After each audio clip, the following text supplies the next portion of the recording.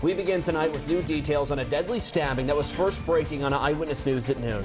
A Portsmouth man was arraigned in his hospital bed this afternoon, charged with domestic murder. Police say he killed his girlfriend, who had a restraining order against him because of past violence. Eyewitness News reporter Susan Campbell is live outside the Portsmouth Police Department with information that's new since noon.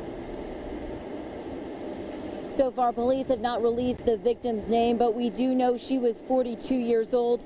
People who knew her say she was a kind woman. A woman stabbed to death at her home in Portsmouth. Her boyfriend arrested for the murder.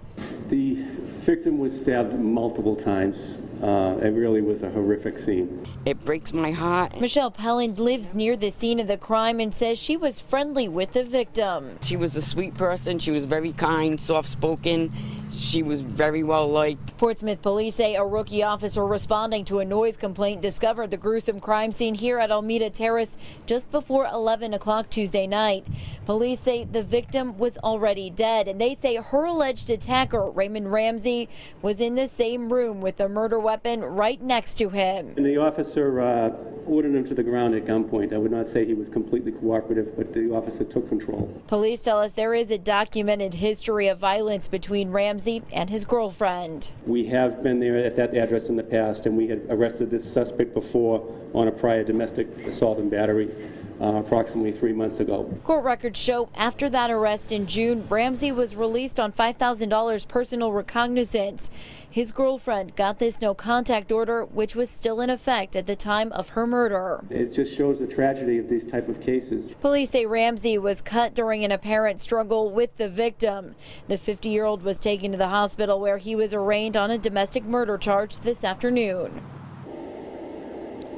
Ramsey was also arraigned on one count of violating a no-contact order. Coming up new at 6, the Rhode Island Coalition Against Domestic Violence weighs in. Live in Portsmouth with the mobile newsroom, Susan Campbell, Eyewitness News. Now we're working the latest developments in a deadly stabbing. Portsmouth police say the victim's boyfriend attacked her inside her home, leaving behind a horrifying scene. New at 6, the Rhode Island Coalition Against Domestic Violence weighs in on another senseless crime between a local couple. Eyewitness News reporter Susan Campbell joins us now live outside police headquarters. The Rhode Island Coalition Against Domestic Violence says domestic violence is preventable, and now the organization is calling on the criminal justice system to make some changes. Tuesday night, a rookie police officer responding to a noise complaint discovered a gruesome crime scene.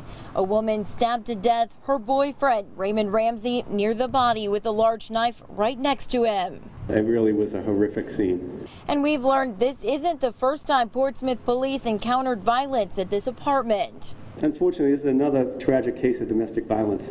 We had made an arrest. We had asked that the defendant be held at that time on a high bail. The Attorney General's office had asked that he be held on bail, I understand. But court records show after the arrest in June, Ramsey was released on $5,000 personal recognizance. This no-contact order was also issued and was still in effect at the time of the murder. We don't know all the facts of how he was back at the scene, but I just think it goes to the nature of domestic violence and some of the challenges that we face, and it shows that it can happen anywhere. This is the third domestic murder in Rhode Island in recent weeks. A statement from the Rhode Island Coalition Against Domestic Violence reads in part, "This tragedy reminds us that domestic violence is a widespread epidemic. It is critical that our criminal justice system strengthens its response to domestic violence. Victims of domestic violence and all Rhode Islanders deserve courts and a criminal justice system that moves swiftly to hold abusers accountable." Now, Ramsey was arraigned this afternoon at Rhode Island Hospital on one count of domestic murder and one count of violating a no-contact order. Live in Portsmouth with the mobile newsroom, Susan Campbell, Eyewitness News.